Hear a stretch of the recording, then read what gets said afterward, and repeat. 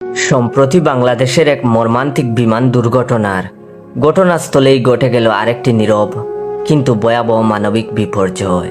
দুর্ঘটনার পর ক্ষতিগ্রস্ত মানুষদের আরামের জন্য প্রয়োজন ছিল ঠান্ডা পানি, অন্তত অল্প সময়ের জন্য শরীর ও মনের জন্য এক ফোঁটা স্বস্তি।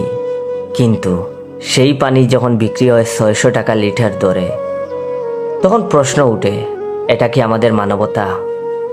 এই ঘটনাটি আমাদের সমাজে এক গভীর ও চিন্তাজনক বাস্তবতার মুখোমুখি দাঁড় করায়।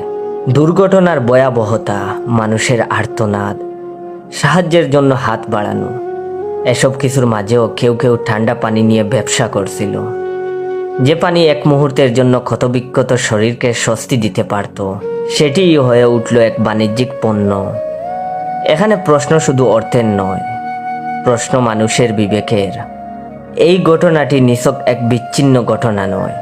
দেশের বিভিন্ন দুর্যোগ, দুর্ঘটনা কিংবা সংকটকালীন মুহূর্তগুলোতে বারবারই আমরা এমন মানবিক মুখোশধারী ব্যবসায়ীদের দেখা পাই। কখনো ঔষধের দাম বাড়ে, কখনো গ্যাস বা পানির কৃত্রিম সংকট তৈরি হয়, কখনো খাদ্যদ্রব্য হয়ে ওঠে সোনার চেয়েও দামি।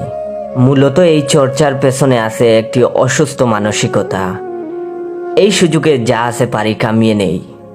এই ধরনের আচরণ শুধু আইনের ব্যর্থতা নয়, এটি আমাদের সমাজে মূল্যবোধের গভীর পতনের ইঙ্গিত দেয়।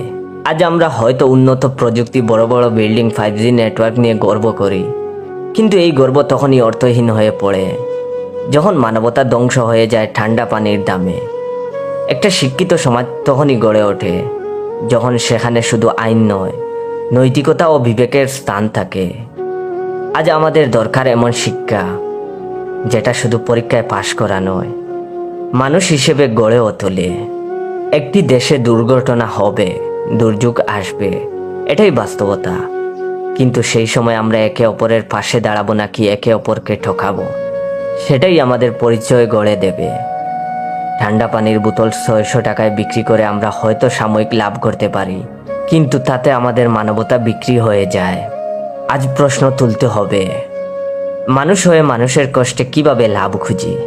এই প্রশ্নের উত্তর খুঁজতে না পারলে হয়তো একদিন আমাদের পুরো সমাজটাই ঠান্ডা হয়ে যাবে মানবতা শূন্য এক শীতলতায়।